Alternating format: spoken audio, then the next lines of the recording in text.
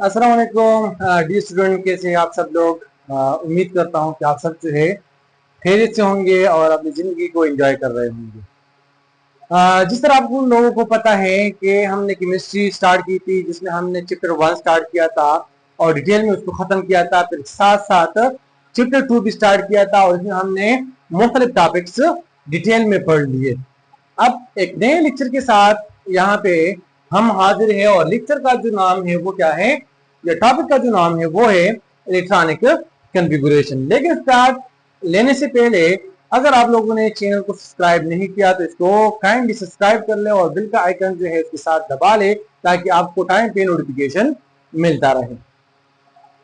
अब last time अगर आपको याद हो तो हमने नील बोहर एटॉमिक थ्योरी पढ़ी थी, जिसमें हमने नील बोहर के थ्योरी के बारे में पढ़ा था कि उसने हाइड्रोजन एटम को एज अ मॉडल एटम लिया था और इसमें उसने मुख्तलिफ बातें जो है वो बताई थी अपने एक्सपेरिमेंट के थ्रू, जिसमें उसने कहा कि इलेक्ट्रॉन जो है वो न्यूक्लियस के गिर्द एक खास फिक्स रास्ते पे घूमते हैं, जिसको हम क्या कहते हैं, शेल्स या ऑर्बिट कहते हैं या एनर्जी लेवल कहते हैं। इसी तरह उसने ये बात भी कही कि जब तक इलेक्ट्रॉन एक प्रॉपर शेल में घूमता रहता है तो वो ना इलेक्ट्रॉन एनर्जी को गेन करता है ना एनर्जी को लूज करता है। ठीक है, तो ये बातें उसने कही थी।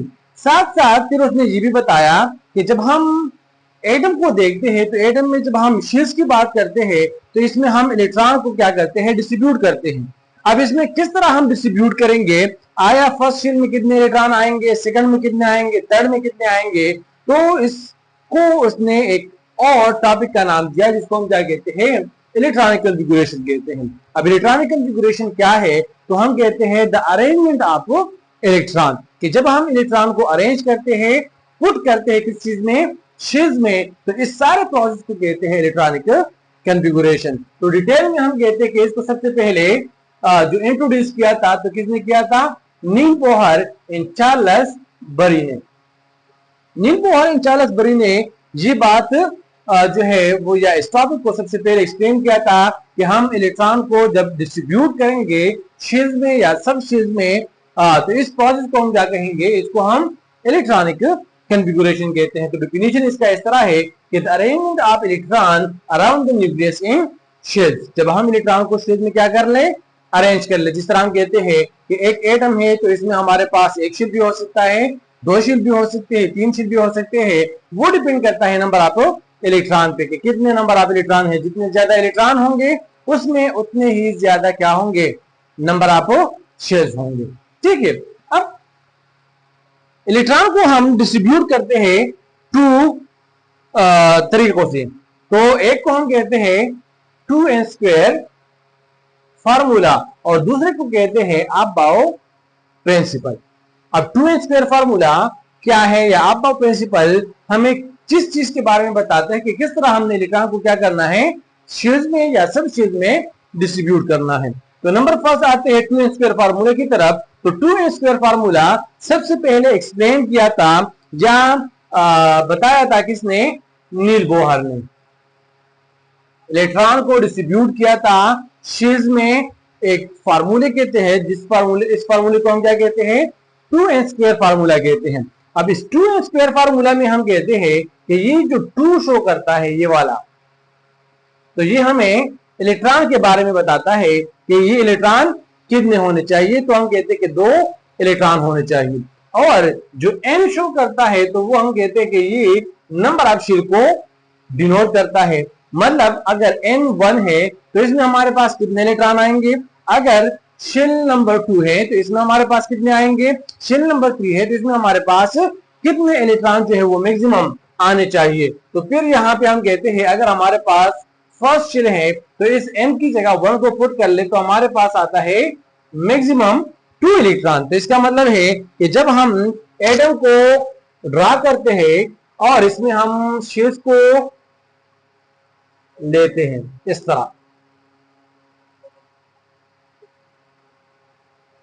तो अकॉर्डिंग टू 2n² फार्मूला हम कहेंगे कि फर्स्ट शेल में हमारे पास जो नंबर ऑफ इलेक्ट्रॉन आने चाहिए तो वो कितने होंगे, वो 2 इलेक्ट्रॉन होंगे। ठीक है, इसी तरह अगर हमारे पास n की वैल्यू क्या हो, 2 हो, मतलब सेकंड शेल है, तो n की वैल्यू हमारे पास क्या है 2 है, और इसका स्क्वायर ले ले तो हमारे पास क्या आएगा 4 आएगा, और 4 को 2 से मल्टीप्लाई कर ले तो इसमें हमारे पास आएगा 8 इलेक्ट्रॉन। मतलब ये कि according to 2n square formula second shell में हमारे पास मैक्सिमम इलेक्ट्रॉन की कैपेसिटी जो है वो कितनी है, वो 8 इलेक्ट्रॉन्स की है।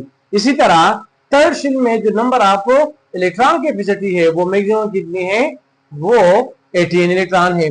इसी तरह अगर यहाँ पे एक और चौथा शेल है तो हम कहेंगे कि इसमें मैक्सिमम इलेक्ट्रॉन की कैपेसिटी जो है वो कितनी है, वो 32 इलेक्ट्रॉन है। इसी तरह अगर पांचवा शेल है तो इसमें 50 इलेक्ट्रॉन आएंगे। छठा शेल है तो इसमें जो है हम कहेंगे कि मैक्सिमम 72 इलेक्ट्रॉन आएंगे, और अगर सातवां है तो इसमें हम कहेंगे कि मैक्सिमम 98 इलेक्ट्रॉन जो है वो क्या होंगे, इसमें आएंगे। तो ये हम कहते हैं कि ये 2n स्क्वायर फार्मूला हमें बताता है कि किस तरह हमने शेल में इलेक्ट्रॉन को क्या करना है, डिस्ट्रीब्यूट करना है। अब हम कहते हैं कि हमारे पास 50 इलेक्ट्रॉन है तो 2n स्क्वायर फार्मूले के तहत हम इसको किस तरह डिस्ट्रीब्यूट करेंगे, तो फिर हम कहेंगे कि फर्स्ट शेल में हमारे पास 2 इलेक्ट्रॉन आ गए, सेकंड में 8 आ गए, थर्ड में हमारे पास कितने आ गए, 18 आ गए। अब टोटल कितने हो गए हमारे पास, 28 हो गए, बाकी बच्चे 50 में 22। तो हम कहेंगे कि चौथे शेल में हमारे पास जो नंबर ऑफ इलेक्ट्रॉन आएंगे वो कितने होंगे, वो 22 इलेक्ट्रॉन होंगे। तो ये तो हो गया हमारे पास 2n स्क्वायर फार्मूले के तहत, जिसमें हम इलेक्ट्रॉन को क्या करते हैं, उसको एटम के शेल्स में डिस्ट्रीब्यूट करते हैं। अब बाद में फिर पता चला कि ये चीज जो है हमारे पास क्या है, ये तो शेल पे मुनहसिर है, और शेल जो है इसके अंदर फिर और भी क्या होते हैं, एरियाज होते हैं जहां पे ये इलेक्ट्रॉन मौजूद होते हैं, जिसको हम क्या कहते हैं, सब शेल कहते हैं। तो सब शेल का जब कंसेप्ट आ गया तो सब शेल हमारे पास टोटल आ गए कितने, 4 सब शेल, जिसमें हम कहते हैं S sub shell, P sub shell, D sub shell and F sub shell. अब एस की एनर्जी जो है वो एक है, पी की एनर्जी अलग है, डी की एनर्जी अलग है, और एफ की जो एनर्जी है वो क्या है, वो अलग है। तो अकॉर्डिंग टू इंक्रीजिंग ऑर्डर हमारे पास आ गया, जिस तरह हम कहते हैं कि एस की एनर्जी सबसे कम होगी, फिर पी की एनर्जी उससे ज्यादा, फिर डी की एनर्जी उससे ज्यादा, और एफ की एनर्जी जो है वो उससे ज्यादा होगी। लेकिन जब हम इसको डिस्ट्रीब्यूट करते हैं किस चीज में, शेल्स में, तो फिर इसकी एनर्जी का एक प्रॉपर अरेंजमेंट हमारे पास आना चाहिए, और इस प्रॉपर अरेंजमेंट को हम इस तरह फाइंड करते हैं कि हमारे पास अगर एक शेल है, फिर second shell, third shell, fourth shell, 5 shell and 6 shell, तो हमारे पास हम कहते हैं कि इसमें इस तरह शेल्स आते हैं, और जब इस तरह लाइन हम लगाते हैं तो इससे हमारे पास एक प्रॉपर सीक्वेंस आएगी कि सबसे पहले जो शेल आएगा तो इसका मतलब है कि उसकी एनर्जी जो है वो सबसे कम है, तो इलेक्ट्रॉन सबसे पहले उसमें एंटर होंगे। फिर उसके बाद जो सब शेल आता है तो हम कहते हैं कि इसकी एनर्जी उससे ज्यादा है, जिसकी वजह से electron first sub shell complete करने के बाद कहां पे जाएगा, सेकंड सब शेल में जाएगा। तो इसको एक्सप्लेन फिर हम करते हैं किस बेस पे, एक और रूल पे या प्रिंसिपल पे, जिसको हम कहते हैं अबाव प्रिंसिपल। अब अबाव प्रिंसिपल क्या है, तो अबाव प्रिंसिपल हम कहते हैं कि अब्बा ये एक जर्मन वर्ड है जिसका मतलब क्या है, बिल्डिंग अप। बिल्डिंग अप का मतलब ऊपर आना या इंक्रीज होना, ठीक है। तो इसको हम क्या करते हैं, इसमें हम इंक्रीजिंग ऑर्डर के थ्रू इलेक्ट्रॉन को डिस्ट्रीब्यूट करते हैं। तो ये हमारे पास क्या है, इंक्रीजिंग ऑर्डर है। इस तरह हम आते हैं लेफ्ट टू राइट की तरफ, तो हमारे पास सब शेल की जो एनर्जी होगी वो क्या होगी, वो इंक्रीज होगी। अब अब्बा प्रिंसिपल असल में कहता क्या है, तो अब्बा प्रिंसिपल यही कहता है कि सबसे पहले इलेक्ट्रॉन उसी सब शेल में ऐड होगा जिसकी एनर्जी क्या होगी, सबसे कम होगी। जब वो कंप्लीट होगा तो उसके बाद जिसकी एनर्जी ज्यादा होगी उसमें इलेक्ट्रॉन चले जाएंगे और वो क्या हो जाएगा, वो कंप्लीट हो जाएगा। फिर उसके बाद अगर फिर भी इलेक्ट्रॉन बचते हैं तो फिर हम कहते हैं कि इन दोनों के बाद जिसकी एनर्जी ज्यादा होगी सब शेल की, तो उसी में इलेक्ट्रॉन चले जाएंगे। तो हम इसको डिफाइन इस तरह करते हैं कि electron will fill first the lowest energy orbital available to it and then the higher orbital. और हमारे पास इसका जो इंक्रीजिंग ऑर्डर आता है तो फिर हम कहते हैं कि ये क्या है, 1s2, इसी तरह 2s2, 2p6, 3s2, 3p6, 4s2 and 3d10। अब आप यहां पे फिर सोचेंगे कि हमारे पास तो 3d जो है वो पहले आना चाहिए और 4s जो है उसके बाद आना चाहिए, लेकिन जब आप एनर्जी इंक्रीजिंग ऑर्डर पे चले जाते हैं तो फिर हम कहते हैं कि 4s की जो एनर्जी है वो 3d से क्या है, वो कम है। अब क्यों कम है, तो इसके लिए फिर हम एक और रूल पढ़ते हैं जिसको हम कहते हैं n+l रूल।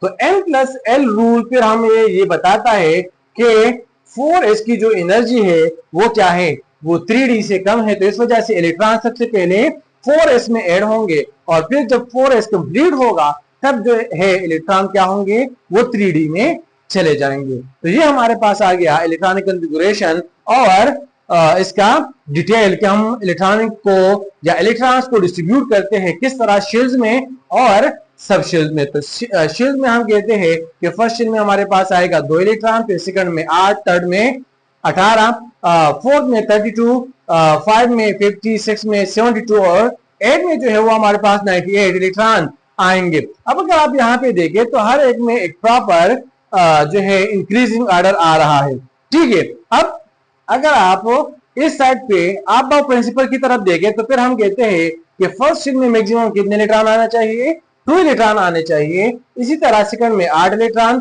थर्ड में 18, फिर फोर्थ में 32, 5 में 32, 6 में 32, 7 में भी 32 और 8 में भी हम कहते हैं कि मैक्सिमम इलेक्ट्रॉन कैपेसिटी जो है वो कितनी आनी चाहिए, वो 2n² 32 आने चाहिए। जिसके बाद हम अगर इन दोनों को कंपेयर कर लें आप प्रिंसिपल को और 2n² फार्मूले को, तो 2n² फार्मूला फिर हम कहेंगे कि ये हमारे पास क्या है, वो गलत है, ठीक है। क्यों? क्योंकि जब हम इलेक्ट्रॉन को डिस्ट्रीब्यूट करते हैं तो वो इसमें फिर S P D and F sub shell की बात आती है और शेल में हम ये चीज डिस्कस नहीं करते। ये चीज हम डिस्कस करते हैं किस चीज में, आप बाउ प्रिंसिपल में। तो फिर हम कहते हैं कि इन दोनों में जो मोर एक्यूरेट है तो वो क्या है, वो आप बाउ प्रिंसिपल है।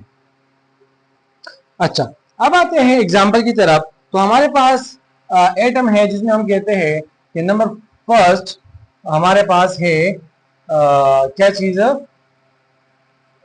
क्लोरीन है सपोज। तो क्लोरीन हम कहते हैं कि इसका एटॉमिक नंबर हमारे पास क्या है, वो है 17। तो इसका मतलब है कि इसमें 17 इलेक्ट्रॉन होंगे और 17 इसमें क्या होंगे, वो प्रोटॉन होंगे। तो इसको हम डिस्ट्रीब्यूट करेंगे अकॉर्डिंग टू 2n² फार्मूला। तो हम कहेंगे कि इलेक्ट्रॉन आएंगे 1s2, फिर उसके बाद आएंगे 2s2। जब 2s2 कंप्लीट हो जाए तो फिर उसके बाद आएंगे 2p6 में, तो 2p6 भी कंप्लीट हो गया। तो टोटल नंबर ऑफ इलेक्ट्रॉन कितने हैं, 2, 4 और 6, 10 आ गए। फिर उसके बाद आएगा 3s2 एंड फिर आएगा, बाकी बच गए कितने इलेक्ट्रॉन, 5 इलेक्ट्रॉन। और हम कहते हैं कि जो पी में मैक्सिमम इलेक्ट्रॉन कैपेसिटी आती है तो वो कितने हैं, वो 6 हैं। तो हमारे पास बाकी बच गए 5, तो ये 5 इलेक्ट्रॉन आएंगे 3p5 में। तो हमारे पास यहाँ पे इलेक्ट्रॉनिक डिस्ट्रीब्यूशन क्या होगी, वो कंप्लीट हो जाएगी। मतलब ये कि फर्स्ट शेल में कितने होंगे, 2 इलेक्ट्रॉन, सेकंड में इसमें होंगे 8 इलेक्ट्रॉन और थर्ड शेल में हमारे पास होंगे कितने, 7 इलेक्ट्रॉन। इसी तरह दूसरा एग्जांपल है कैल्शियम जिसका एटॉमिक नंबर है 20। तो इस 20 को आप डिस्ट्रीब्यूट करते हैं कि इसमें 20 इलेक्ट्रॉन किस तरह जो है वो अरेंज हम करेंगे। तो अकॉर्डिंग टू आप बाउ प्रिंसिपल तो हम कहेंगे कि 1s2, फिर उसके बाद 2s2, फिर उसके बाद 2p6, इसी तरह 3s2, 3p6। तो हम कहेंगे कि ये कितने हो गए, 10 और ये कितने हो गए, 8। तो टोटल हो गए हमारे पास 18 इलेक्ट्रॉन। अब अगर आप यहाँ पे क्या करें, इसी तरह लगाएं तो ये क्या होगा, ये हमारे पास गलत होगा। क्यों?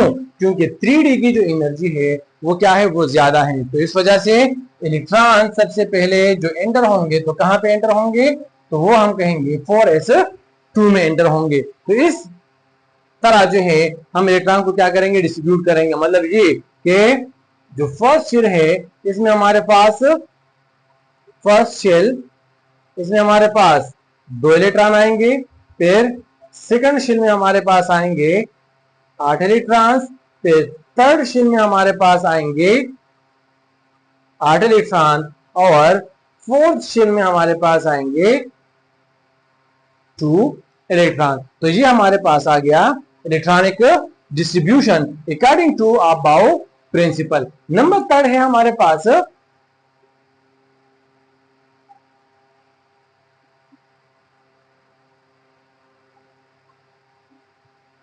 ब्रोमीन, जिसका एटॉमिक नंबर क्या है 35 है। और 35 का मतलब क्या होगा कि इसमें 35 इलेक्ट्रॉन होंगे और 35 क्या होंगे, इसमें प्रोटॉन होंगे।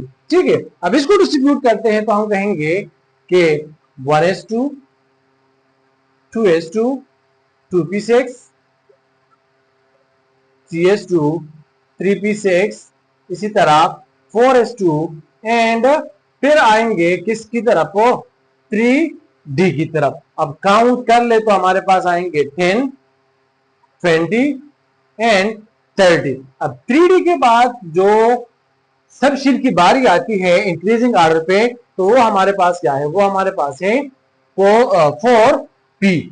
अब 4p में जब आप इलेक्ट्रॉन को डिस्ट्रीब्यूट करेंगे तो हमारे पास तो यहाँ पे कितने कंप्लीट हो गए हैं, 30 कंप्लीट हो गए। बाकी हमारे पास बचते हैं कितने इलेक्ट्रॉन, 5 इलेक्ट्रॉन। तो ये 5 इलेक्ट्रॉन कहां पे एंटर होंगे, वो आपके पास आएंगे 4p में। तो यहाँ पे आपके पास ये क्या हो जाएगा, वो कंप्लीट हो जाएगा। तो यहाँ पे हम कहेंगे कि फर्स्ट शेल में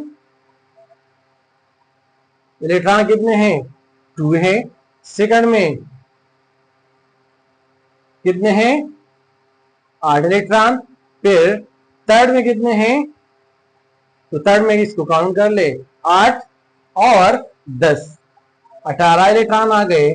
और फोर्थ शेल में हमारे पास जो नंबर ऑफ इलेक्ट्रॉन आ गए तो वो कितने हैं, 5 और 2, 7 इलेक्ट्रॉन। लेकिन अब अगर इसको हम डिस्ट्रीब्यूट कर ले 2s² फार्मूला पे, तो 2s² फार्मूला हम इस तरह कहेंगे कि फर्स्ट शेल में हमारे पास कितने आएंगे,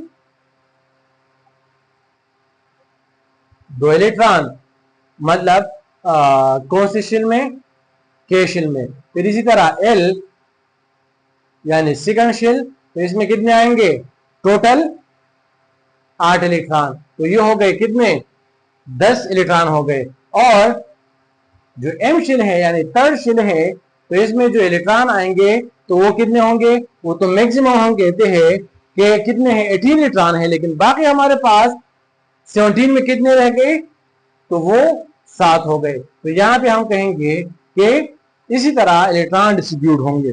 इसी तरह 20 यानी किरशम को क्या करें, 2s² फार्मूला से कर ले, तो के शेल में हमारे पास जो मैक्सिमम इलेक्ट्रॉन की कैपेसिटी होगी वो कितनी होगी, वो 2 इलेक्ट्रॉन होगी। फिर इसी तरह एल शेल में हम कहेंगे कि कितने आएंगे, 8 इलेक्ट्रॉन आएंगे। और बाकी एम शेल में हमारे पास जो रहते हैं 10 इलेक्ट्रॉन, तो वो एम शेल में आएंगे। तो अकॉर्डिंग टू 2s² फार्मूला हमारे पास यहाँ पे 3 शेल आते हैं, के एल एम। और जब 2s² फार्मूला से करते हैं तो फिर आप कहते हैं कि K L M and N subshell, 4 subshell जो है वो आते हैं। इसी तरह अगर ब्रोमीन 35 को 2s² फार्मूला से कर ले तो हम कहेंगे कि फर्स्ट शेल में कितने होंगे, 2 इलेक्ट्रॉन। फिर सेकंड में कितने होंगे, 8 इलेक्ट्रॉन। और थर्ड यानी एल एम शेल में हम कहेंगे कि कितने होंगे, मैक्सिमम 18 इलेक्ट्रॉन आते हैं। और यहाँ पे कितने हैं, 10, तो यहाँ पे 18 इलेक्ट्रॉन भी क्या हो जाएंगे, वो आ जाएंगे। तो ये हमारे पास बन गए कितने इलेक्ट्रॉन, टोटल 28 इलेक्ट्रॉन। बाकी जो 7 इलेक्ट्रॉन होंगे वो कहां पे ऐड होंगे, वो हम कहेंगे फोर्थ शेल में। तो इसके मुताबिक भी हमारे पास क्या आता है, इसी तरह सेम आता है। तो ये हमारे पास हो गया इलेक्ट्रॉनिक कॉन्फ़िगरेशन कि किस तरह जो है हम इलेक्ट्रॉन को शेल में और सब शेल में डिस्ट्रीब्यूट करते हैं according to 2s² formula and Aufbau principal.